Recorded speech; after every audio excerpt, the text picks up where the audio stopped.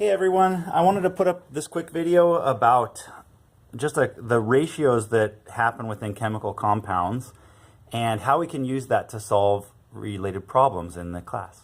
So the first one I want to talk about is mass percent composition. So that's the mass ratios. How much mass comes from one element versus how much mass comes from another element. So, like for example, in a water molecule, what percentage of mass comes from the hydrogen atoms, or what percentage of mass comes from the oxygen atoms? So, to determine a mass percent, it's like any percent. A percentage, as you learned in elementary school, is the percentage is the part divided by the total or the whole thing times 100. So a mass percent is just when you calculate that in grams, in a mass unit. So grams of the part over grams of the total times 100 is a mass percent. That's it. I mean, it's nothing different than you did in elementary school, so it's not a complex new topic. The one thing that's a little different is we can calculate this from the formula of the compound or from experimental mass analysis. So if you did it from experimental mass analysis, you'd just be given grams of one element, like hydrogen, and you'd be given some number of grams of oxygen. And there's nothing to do. You would be given a number of grams, so you just plug it in as the part, whichever one you're interested in, plug the total amount in as the total, and you'd be done. If you do the formula if you calculate it from the formula of the compound, it can be a little more complicated, but not much. It's really straightforward. You just have to look on the periodic table to find the masses of a whole mole of the compound. So if we, for example, wanted to calculate the mass percents within water, we could start with hydrogen and say, well, we need to know hydrogen, how much mass of hydrogen is in water. I'm going to start by just saying how much is in 1 mole of water. So that we can use the numbers on the periodic table. So a mole of water has 2 moles of just hydrogen in it, right? That's what that number down there means, 2 moles of hydrogen. So we would just look up what hydrogen weighs, and hydrogen is 1.008 grams for each mole. So we would just, 2 moles of hydrogen would just be 2 times 1.008 grams in each 1 mole. The moles would cancel, and we'd get our answer as 2.00 or 2.016 grams. So if we were going to calculate the percent, we would just put on top the mass of hydrogen. 2.016 grams is how much hydrogen weighs. Then we would need to put on the bottom the total grams of both hydrogen and oxygen. So in that 1 mole of water molecule, there's just 1 mole of oxygen. And the oxygen, if we look at our periodic table, weighs 15.999 grams for each mole. 15.999 grams of oxygen in each 1 mole of oxygen. So that would just be 1 times 15.999. So you could add that all up on your calculator, and what you'll get is 18.015 grams for 1 mole of water.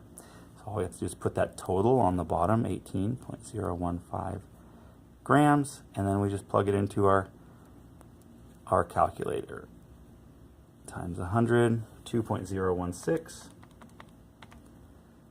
divided by 18.015, and we get, times 100 of course, we get 11.19% hydrogen. So that's how you would calculate it, just by looking at a chemical formula if you didn't have the actual mass data from someone's experiment.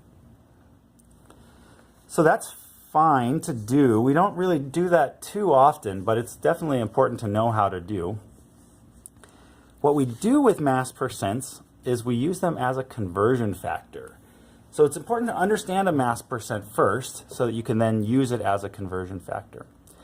So sodium chloride, someone did a calculation and calculated that it was 39% sodium by mass. What that means is if you had 100 grams of the total sodium chloride that would contain 39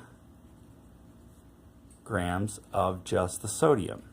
So we can use this ratio, 39 grams of sodium in 100 grams of sodium chloride, as a conversion factor in our problems. So we can answer this question. It says, find the mass of sodium chloride that contains 2.4 grams of sodium. So it has 2.4 grams of sodium in it, so it must be a much larger mass, some bigger mass that of sodium chloride has 2.4 grams of sodium and some amount of sodium chloride. So you just start with the given amount, 2.4 grams of sodium, and we're trying to figure out the grams of sodium chloride that contains that many grams of sodium. So we just use that conversion factor we derived up here, and we make sure that the unit that matches is put on the bottom. So this starts with grams of sodium, so we put the 39 grams of sodium on the bottom, and 100 grams of sodium chloride on top. And that's it. Our grams of sodium cancels. We'll end up with the grams of sodium chloride that contains 2.4 grams of sodium. So plug it into our calculator.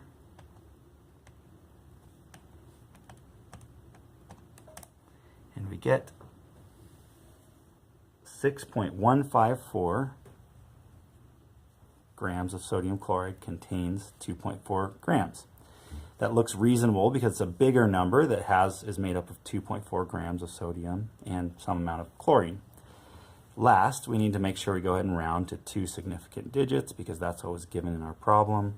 So we're just going to say 6.2 grams of sodium chloride. And that's how you can use mass percent as a conversion factor. There's one more type of conversion factor that I want to talk about, and it's using physical objects as, well, what I want to talk about is using chemical formulas as conversion factors. But the first thing we want to talk about before we can discuss that is how to use physical objects as conversion factors, stuff that we're familiar with. So here's my example. It's really simple. It's how many tires are there on 10 cars? And you can probably do this in your head. So I'm asking you, how many tires are there on 10 cars? Okay, I assume you have the answer, but let's prove that mathematically. We're going to start out with 10 cars, and we're going to get some number of tires out as our answer.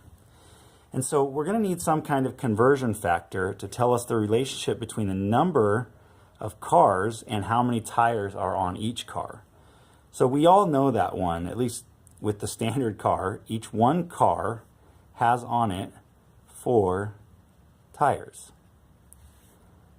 So we put that relationship in. One car has 4 tires on it.